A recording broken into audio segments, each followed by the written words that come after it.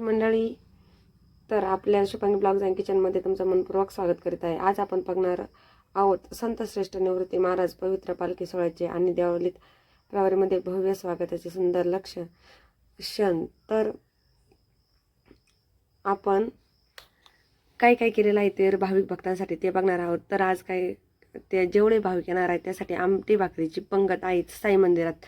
तर त्यासाठी काय केलेलं आहे तर तुम्ही बघितले आमटीचं नियोजन कसं केलं आहे आणि भाविक भक्तांना कुठलाही प्रकारचा त्रास होऊ नये पावसामुळे, तर त्यांच्यासाठी बसायची व्यवस्था किती भारी केली आहे ते सुद्धा बघून घ्या. त्यानंतर आपण साईचं दर्शन करणार आहोत. तर बघा, ओम साईराम. बघा आपलं साई मंदिराचा आपण ब्लॉग टाकलेलाच आहे आणि तो सुद्धा तुम्ही बघा, तर तुम्हाला कळण देवळी प्रवरामधलं साई मंदिर. तर आज निवृत्ती महाराजांची पालखी आमच्या गावात येणार होती आणि त्यासाठी भव्य दिव्य असं स्वागत त्या पालखीचं होणार होतं. त्या अगोदर तुम्हाला दाखवलेलं आहे त्या अगोदरची तयारी देवळी गावाची. तर बघा, एकदम देवळी गाव हे पंढरपूरसारखं दिसणार आहे थोड्याच वेळात. तर हा व्हिडिओ 9 वाजताचा आहे आणि पालखीचं आगमन 1 वाजता होणार आहे.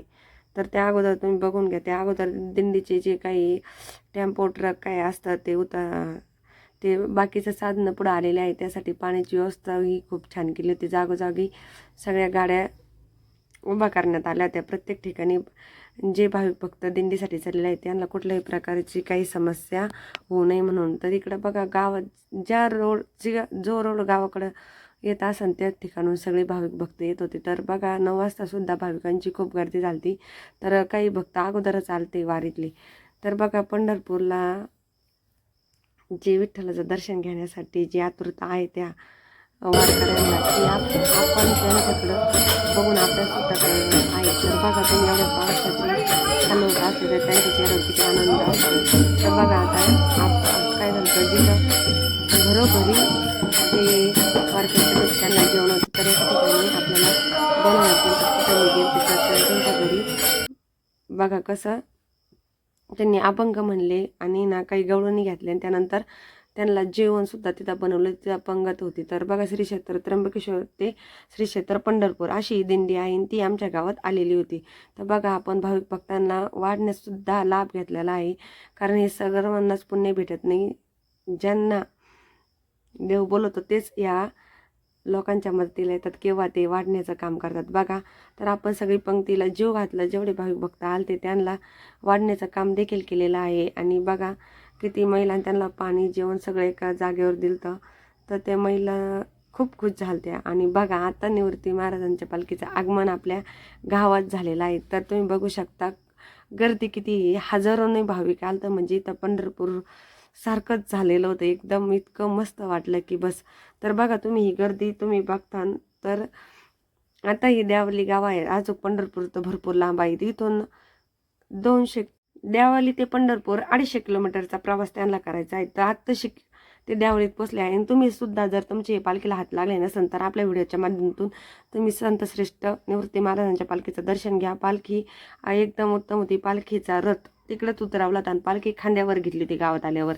तर तिचं नियोजन असं होतं की गावात असं मस्त फटाकडे वगैरे वाजवले. त्यानंतर त्यांना मसाला दूध, भजे, आमटी भाकरी कुठं जे लागन ते जेवणाची कुठली कमतरता आली नाही. सगळे भाविक भक्त दर्शन घेत होते. आपण एकदम पालखीचा जवळून व्हिडिओ घेतलेला आहे. तर तुम्ही बघा पालखीला. आणि ह्या पहा, हे पालखीचे घोडे, तर ते सुद्धा आपण व्हिडिओत घेतलेले आहे. त्यांना आता आराम करण्यासाठी आणि घास खाण्यासाठी त्यांना सोडण्यात आलेलं होतं. तर आणि आता आपण विठू माऊलीच्या दिंडीत म्हणल्यावर आपल्या टिळा लावणं भागच आहे. तर बघा, आपण दिंडीचा आल्याच्या नंतर यासाठी टिका लावून घेतला मस्तपैकी. आणि दिंडीत सुद्धा सगळ्या सहभाग घेतले. आपण तुळससुद्धा घेतली होती डोक्यावर. ती सुद्धा तुम्ही लवकरच बघणार आहे. आणि पोलीस पथकसुद्धा तिथं किती अवेलेबल होतं, म्हणजे याच्यावरून विचार करा तुम्ही गर्दी किती असेल. तर बघा, भाविकांचं सकाळचं नियोजन तुम्हाला दाखवलं होतं आणि साई मंदिरात सगळे भाविक आलेलं आहे. तर त्यानंतर त्यांची जेवणाची सोय केली होती. आणि बघा, आपण तुळशीचा व्हिडिओ काढला. आणि इथं बघा, जसं पंढरपुरात काही खेळणी विकायला वगैरे असतात ते सगळी जत्रा टाईप सगळं भरलं होतं तिथं. तर त्या बघा, पोलिसाच्या गाड्या किती आलेल्या त्या. पोलीस बंदोबस्त केला होता गावकऱ्यांनी. आणि ही दिंडी जेव्हा आली ना तेव्हा खूप असं वाटलं की देवळीत पंढरपूर झालंय. इतकं भक्तिमय असं वातावरण आमच्या देवळीत झालं होतं. तर वेगवेगळ्या ठिकाणून छोट्या छोट्या गावाचे भक्त या दिंडीत एकत्र येतात आणि खूप मोठी दिंडी होती. तर बघा, आपण दर्शन घेतलं या माऊलींचं. आणि दिंडीत वारकऱ्याला, प्रत्येक वारकऱ्याला काय म्हणतात, माऊली हा शब्द असतो. बाई असो किंवा जेंट्स कोणी असो, त्यांना माऊलीच हा शब्द असतोय.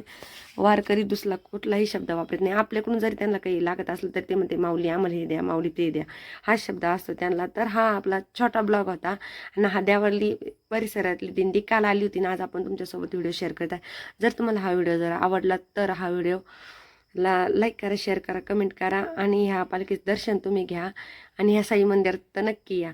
तर तुम्हाला हा व्हिडिओ आवडला तर आपल्या चॅनलला नक्की सबस्क्राईब करा आणि असेच नवनवीन ब्लॉग तुम्हाला आपल्या चॅनलवर भेटत जातील, रेसिपीचे सुद्धा आणि असे वेगवेगळे कुठं फिरण्याचे किंवा असे काय असेल ते सणावाराचे आपण ब्लॉग शूट करत असतो. तर बघा भव्यदिव्य गर्दीचा तुम्हाला अविस्मरणीय क्षण मी तुमच्यासोबत शेअर केलेला आहे आज. आणि तुम्हाला हे भाविक जर यात कुणी असं ह्या व्हिडिओतलं तर नक्की मला कमेंट करून सांगा की ताई आम्ही तुमचा हा व्हिडिओ बघितला ना, ह्या दिंडीत आम्ही होतो सहभागी. तर बघा इतकं असं. आणि तिथं विठ्ठलाची मूर्ती आणलेली होती तर कारण भाविक जे येणार आहे दिंडीला जाणार त्यांना सुद्धा अद्भुत दर्शन विठ्ठलाचं इथंच झालेलं आहे. तर असं नियोजन केलं होतं आणि आमटी भाकरीचं खूप छान जेवण दिलं होतं. सगळ्या माऊलींना खूप आवडलं कारण त्यांना गोड खाऊन कंटाळा आला. ते म्हणले खूप छान जेवण होतं, तुमच्या गावकऱ्यांनी खूप असं आम्हाला सपोर्ट दिला आणि कुठलीही कमतरता नाही. आणि भाविक मस्त विश्रांतीला सुद्धा साई मंदिरात गेले आणि प्रत्येक जेव्हा आलते माऊली भाविक भक्त ते सगळं साई मंदिरात येत आणि दर्शन घेत होते. तर कसा वाटला आपला मिनी ब्लॉग तर तुम्ही बघा. परत एकदा मी साईंचं दर्शन तुम्हाला दाखवणार आहे आणि रामकृष्ण हरी. धन्यवाद.